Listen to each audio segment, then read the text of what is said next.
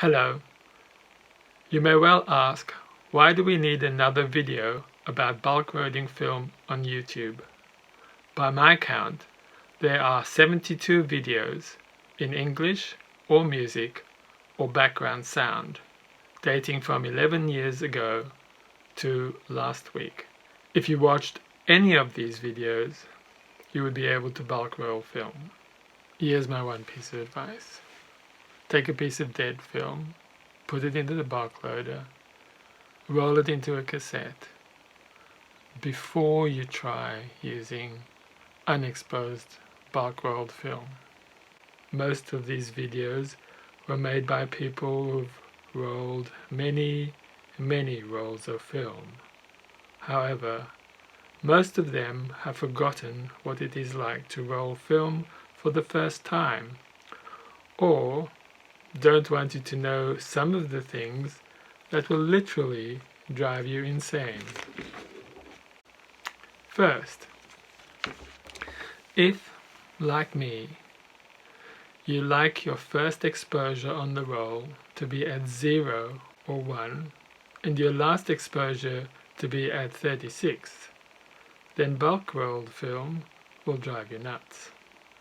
That's because the small, faint numbers run from 1 to 44. There's no 0, and the bulk roll does not start at 1. This alone could be a deal breaker. When Kodak or Ilford sell you a roll of 36 exposures, they sell 1.61 meters of film, which is enough for 42 exposures, and with the usual wastage of 5 frames due to loading and so on, that gives you 37 frames. Second, unless you keep your bulk roller in a dark bag all the time, the back of the roll will be fogged. If you pull more than, say, 38 millimeters out of the bulk roller, then your last exposure on the roll you've carefully bulk rolled will be partly or completely fogged. This means you can't shoot until the camera says no more and won't wind on the next exposure. You have to check the dial to ensure you don't use that last 1 or 2 exposures, depending on how far you've pulled out the film from the bulk roller. This could have heart-rending consequences if the greatest picture you ever took is the last picture on a roll of bulk rolled film.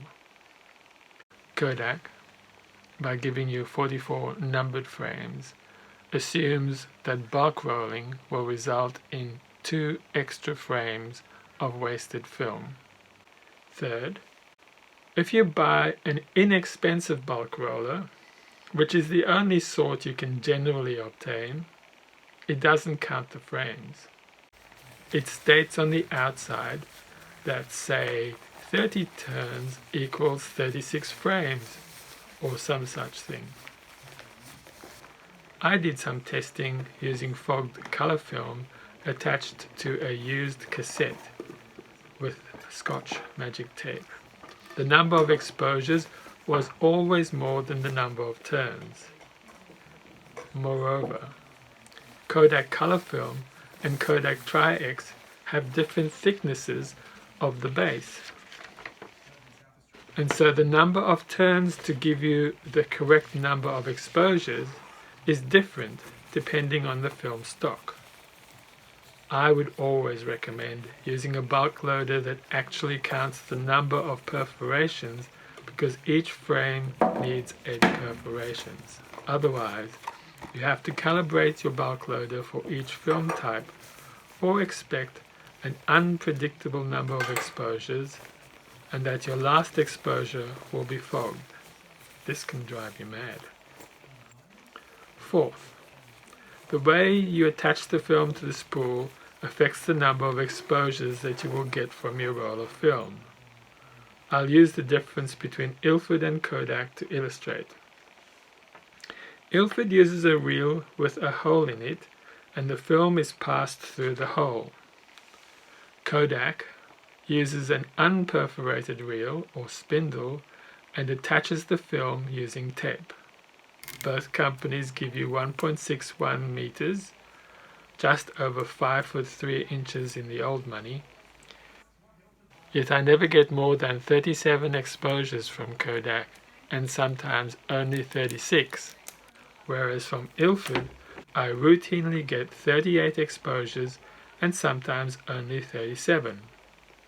In fact, I thought that Ilford gave you more film until I measured each to the millimeter and opened the cassettes.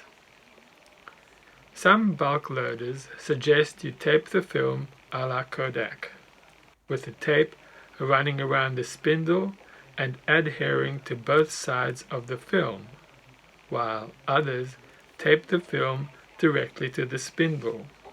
This should give you even fewer exposures than the Kodak method. You have to calibrate how many turns gives you the right number of frames. After I calibrated the bulk loader, as an experiment, I tested 30 turns, which is supposed to give 36 exposures, and got 47 frames worth of Tri-X film. This didn't end well, because the camera only allowed 35 frames to be exposed. I'm not sure why that happened. Perhaps there was an issue due to the extra film packed into the cassette and the way the film was joined. The camera has never done that with rolled film from the manufacturer. Last, but by no means least, many bulk loaders suggest that you can easily reuse cassettes. This is true in principle. However, the taped edge between the original film of the cassette and the new film has a ridge on it. If you tape all around, or sharp edges of film if you don't.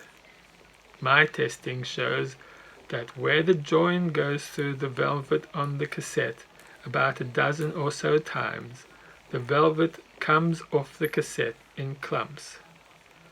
No doubt it starts to break down before that.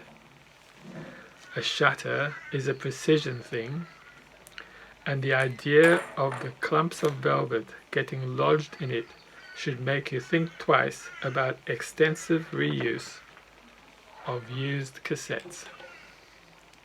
I wouldn't reuse a cassette more than 5 times.